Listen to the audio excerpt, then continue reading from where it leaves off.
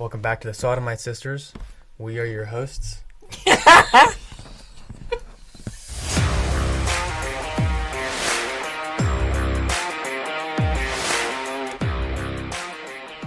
Welcome back to the channel. Welcome back to the Chuba Brothers. This is our first podcast episode that we're trying to do. It's going to be, we'll see, 30, 45 minutes, something like that. That's the goal at least. But we're going to cover a couple of different topics today. Typically we were doing one topic. We'll do like a tobacco or a mead or whatever else we were doing. Yeah, so we're just going to combine, try to do three topics at one time. Not at one time, three topics in this podcast. Yeah. Talk about the tobacco we're smoking, the mead that you brewed up, and got a Skyrim mead here.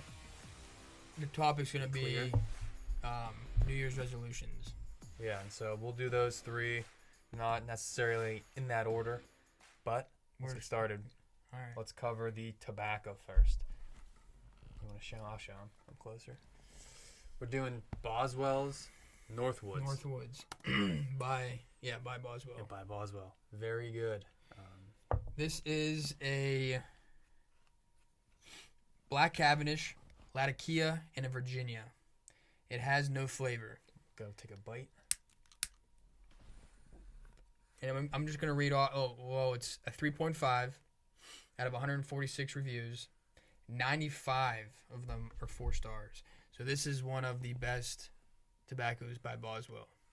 And on one of the videos, we're kind of describing what we like. I'm more of a Latakia fan, but I also like some Black Cavendish. You like Black Cavendish. On one of our videos, somebody commented saying we should try some Northwoods, and I've seen some reviews for this before. There's a high-rated one. Definitely a big fan. Just by looking at the color, I don't know if you guys can see that. A lot of black in there, so that's a lot. So it's heavy on the Cavendish. I think that there's some late Latakia, but let's see what Jim Inks has to say on tobacco reviews. First off, this is our first one that we've ever smoked that is a mixture of Latakia and a Cavendish. I didn't think those two would even go together, but it does. Oh, it's so amazing. But it says this is Cyprian Latakia. It has a woody, earthy mustiness. I think it's... And the Black Cavendish brings a creamy, smooth sweetness to it, with some sugar notes. In other words, some grassy, tart, and tangy citrus, of course, from the Virginias. And it says it's at the borderline of being a full-blown aromatic English, which I have also never heard of. And it says it has a very mild nicotine hit. I definitely taste this, and this is my description of this so far. I've smoked this over the last couple of days. I'm smoking it right now, obviously. I think it's heavy on the Black Cavendish. It tastes pretty sweet. And then I taste that little bit of the mustiness, the earthiness that comes from the Latakia. Huge fan of that. I can definitely imagine myself in a few months taking this out in the woods with me. Doing some hunting with it. Some camping for sure. This is definitely one of those for me. And there's probably a little psychological game with it as well, being that it's called Northwoods, the label and everything. Mm-hmm. Is that the normal label? Yeah. Or did you make that one? Nah, I made the label, but that's the original label. I just took it off, edited it, and... So it has this nice, eerie-looking forest with these tall trees and everything. So it kind of has that vibe to it. Loving this, though. But the thing... So I smell Latakia, but when you... So you don't exhale, but when I blow it out, I taste pure the sweetness, the... There's not much of a the sugar harshness to it. No, that's why I don't think it has much of a nicotine hit in it. Yeah, I can't tell because Tanner just ordered 6 or so of these. You got this and the Countryman. Those are side by Those are side. good. My 2 favorite out of that batch. I love those 2. Yeah, the one that kind of blew my mind, it was kind of a third one. I mean, I bought 6 of them, but 3 of them was okay, if I'm already throwing an order in, I'll try their number, their top 6. But I would say that their Pennsylvania Dutch was one of my favorites. And we already did that video, not like in a podcast form or anything, but we did it. It's actually, I think, the last video that we published a couple days ago. Cherry chocolate pipe tobacco, really good. Yeah, go check that out. It's on the channel. But as of right now, this is really good. We're just gonna enjoy. Thinking about getting into some of this. Some Skyrim. This is the Honey Brew Mead. For you Skyrim lovers out there, it's this video game. Came out probably like 10 or 11 years ago. Yeah, I think they had their 10-year anniversary like last year or something like that. So I made this from the Elder Scrolls cookbook, and I made mine pretty alcoholic. So this is 13% alcohol. I bottled this last February, so this is actually a year old. A little bit of age to it. Honey Brew Mead. This is the last one that I have of the Honey Brew Mead. Really? I have one that's oaked. This one's not oaked, so we'll do a separate one on that. But we'll be popping into that. We'll smoke this, have a little bit of that, but we're going to talk about New Year's resolution stuff. Yeah. What New Year's resolutions have you came up with this year? So for me, the one that it doesn't seem like a lot, but 100 push-ups a day is what I imagined. And it's the 10th, and so I'm at 1,000 push-ups so far. And 1,000. So yeah, 100 push-ups a day keeps the doctor away. But is that what they say? No, I tried the 500 bull crap that you're trying to do. That's not bull crap. So I did that for 3 days straight. But then as a nurse, it was very hard to get them in as I was working. So I'm going to do 500 every 500 3 days on, 3 days off, 3 days on, 3 days off. I just don't think it's my chest. It needs to recover. 500 is a lot, but I took off a day, and I was like, I just feel like now I'm missing something, and I jumped down. Does it keep you tight at all? It feels great just doing push-ups, Because I did 500 in one day, and everything was sore but my chest, abs. Oh, it's sore all over. Ribs, from my right lats. here to literally to my groins. Yeah. So for me, that was sort of like an eye opener of I got to stop working out chest and do more back and things like that. So I did that before the new year, and so for me, I want to have something that I can consistently do. Hopefully for the whole year, at least until summer. And so I know for me it's 100 push-ups a day, and I do that in 50 push-up increments. Yeah, it's crazy how fast. I mean, we've been lifting, I think probably 8 years now. How fast you I can do 50 so easily now. Your muscle memory. Because if someone said drop and give me how many push-ups you could do, I could probably do 20 or 30 consistent, and then I'd take a second, but 50, I mean, I can do it in I don't know, 30 seconds. Yeah, so I was in the Army for 8.5 years, and for my strategy for the PT test, to get the max, which was 80 or something like that, it would always change, and then it changes according to your age and everything too. And then since now they took the PT test and they mixed it with the women's, standards went way down. But whenever you're trying to get to the 80, my plan was do 30 right off the bat as quick as you can. Legal form and everything, so they all count, and then rest for just 3 seconds, and then shoot for 20. And I'll knock out those next 20, and then 10, and then 10, and then if I could get another 10, I would, or 5. That break in there really can preserve you. If you just try to knock it all out, I usually hit 50 and then I hit the wall. And it's hard for me to take a quick break. So that's my best way to do 80 in under 2 minutes or something like that. I've done 111 in 2 minutes. I was the best. That was before a bodybuilding show. That was my peak in that realm. But no, I'm trying to do 100 push-ups a day. Yeah, I think it's just easier when you weigh less. Because, you have a lot of weight. Yeah, and I've been fasting a lot. And that's the other part of the whole New Year's resolution is I want to do more fasting, and so in the last week I've fasted for 2 days and then 2 days. So I fasted 4 days in the last week. So I basically dropped close to 10 pounds just in the last week, and I'd like to get more into that, but I don't want to lose that much weight. So like I'm gonna take a little break from that since I just did so much fasting. But we're Catholics, so we have Lent coming up, and we have the Septuagesima season, which is the pre-Lenten season. So we, as Catholics, we have like this whole 4-month ordeal at the beginning of New Year's, basically. Of sort of, it's not just sort of secular New Year's resolutions. There's a more of a spiritual aspect to it as well, and places you want to get in that realm, just overall discipline. But Yeah, I plan on getting into some fasting. I mean, it's not really fasting if you don't go like at least 16 hours, 16 to 18. Like that's the most I've done was 18. It's just very hard with my schedule to get that in. Now on my off days from work, I could probably do it, but then my off days I'm usually at the gym, so I don't know. I need to start with at least doing one solid day. I know I could probably do that, but I would love to do 3.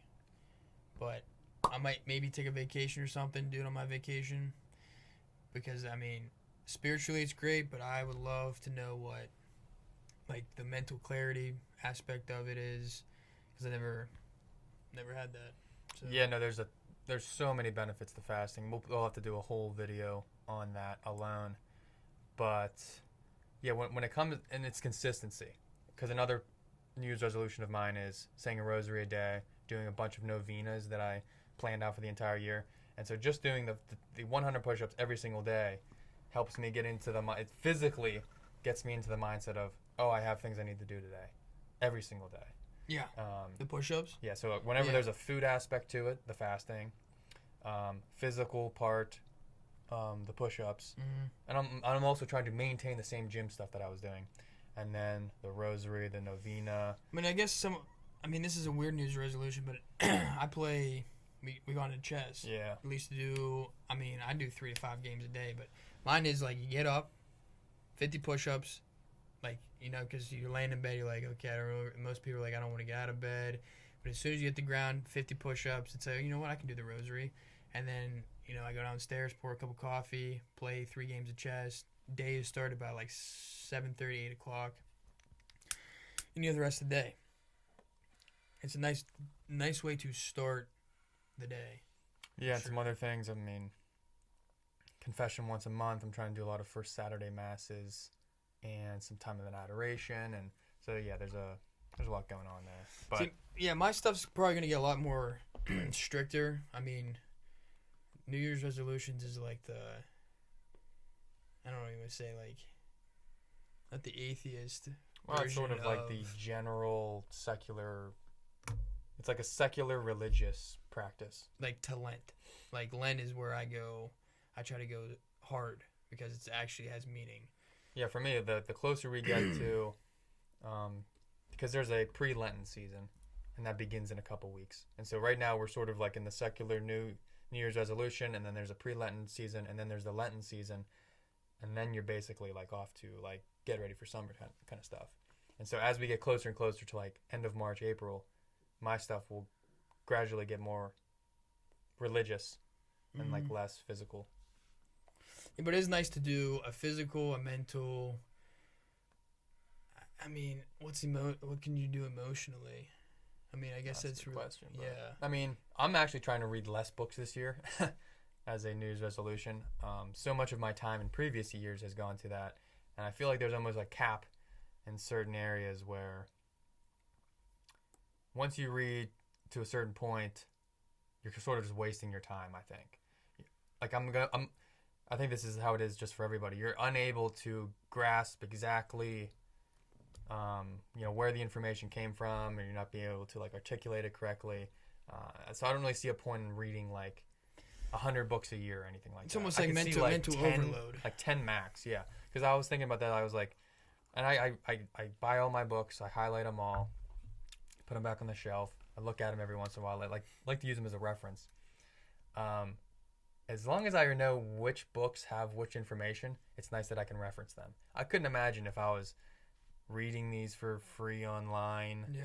or like getting them Like from a audiobooks. library. I would never be able to go back and reference them. I wouldn't have them like right here on hand. Yeah, it's a I downfall. love being able to do that because I can pull out any of my books and go through it in a couple hours and just hit all my highlighted points, and it's like I can just reread the entire book. So I have a lot of those. I don't plan on reading as many books this year. It's basically. But That's funny because mostly it. most people have the opposite, where it's like, man, I'm gonna. I know, like try put to on, read. like I want to put on muscle Yeah. and like read. This year, I'm basically taking a step back from all that. I'm trying to like not eat Yeah, you just kind of like and not read. jumping but- into like a different realm of.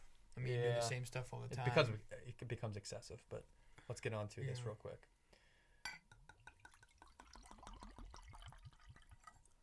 Made from apples. That's the main ingredient here. Was It's yours. crystal.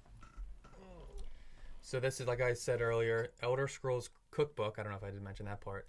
From the Skyrim series, video game that came out. It's this medieval game like 11 years ago or so. And outside of the city of Whiterun in the game, there's a place called the Hunting Brew Meadery. And they make mead. There's missions there and stuff. We loved to play that game years ago. Oh yeah. So some good clarity, but it's mostly apples. It's actually pretty simple to make. Smells good. Cinnamon and cloves. So let's just try it first before I get into the details of this. Oh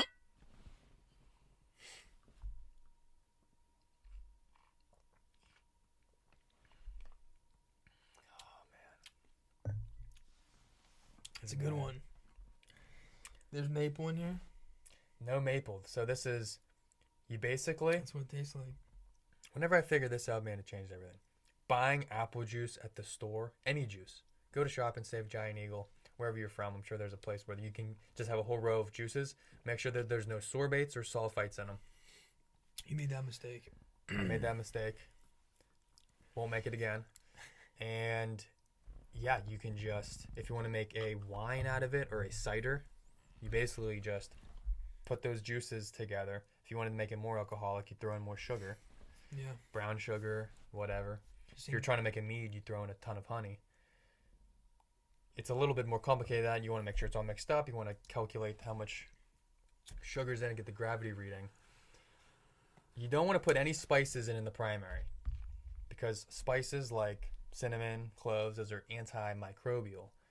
And so that you want to make the best environment for the yeast possible. And whenever you're, let's just say, every yeast has a certain temperature range that it needs to be at. Like the one we like to use, it's between like 70 and like 90. It's a pretty good range. If it's anything below or above that, the yeast get irritated and they can give off bad aromas and bad tastes. Whenever you throw in antimicrobials, you're just irritating them, as well as having a ton of sunlight in on your mead. Little things like that can really irritate them. With mead, we add super ferment to help the yeast out. There's a lot of things you want to do to help the yeast. In general, if you're just new to this, it's something good to think about, but it's really not that important. You're going to get the alcohol, but whenever you're really trying to fine-tune some stuff, you want to make the best environment for the type of yeast that you're using. Yeah, like our basement. I just noticed you have some of your brew belts on. Our basement. It's too cool down here yeah. now. So a lot of our meads, I was just telling this one guy, there's a place called Country Wines near us, and I was telling him, like, a lot of our meads take a while to brew because our environment, the only place we can brew is our basement. So, like, there's nothing else we can really do about that. But I think buy between a brew belt for each one. Yeah, in the brew belt, you just plug it in. It just gets your brew to like 90 degrees or something like It's that. like between 70 and 90. It just heats it up enough. The only other option is to brew mostly between the months of like end of March and like November, October, which is when we should do most of our brewing, and then like the secondary conditioning stuff after that.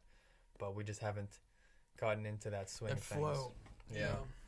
But yeah, no, that's basically the process. You take, if you're just doing 1 gallon, get like one like container of apple juice, some honey, It also saves you. fill it up with spring water. Also saves you money. Yeah, because you don't have to use as much honey. And then add 1 cinnamon stick per gallon, 2 cloves per gallon. If you wanted to add some allspice berries, those help a little bit too. A little bit of nutmeg might help if you want to make it more almost like a apple pie or something. But that's pretty much the process. You can take a little bit of vanilla extract. I want to say like half a teaspoon per gallon. I think that's acceptable. I think that's probably what I used. Maybe a quarter teaspoon per gallon of vanilla. Vanilla really helps take the edge off. But this is also aged for an entire year.